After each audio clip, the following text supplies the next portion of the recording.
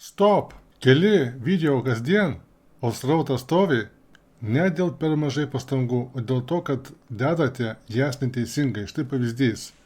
Viena kaučerė iš Kauno per 90 dienų įkėlė 87 rylsus.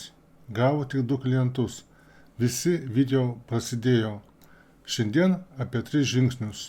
Kai kalbėjo su algoritmu, pakeitėme huką į kaip aš pirmą kartą supratau per 60 dienų 23 klientai.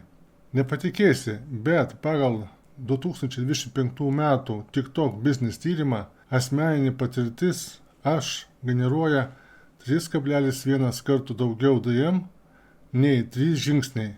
Tai yra faktas. Srautas stovi dėl neteisingos pradžios. Pasidalink, jei tau tai pažįstama. Nuorodą į marketingo sėkmės kompasą rasi bio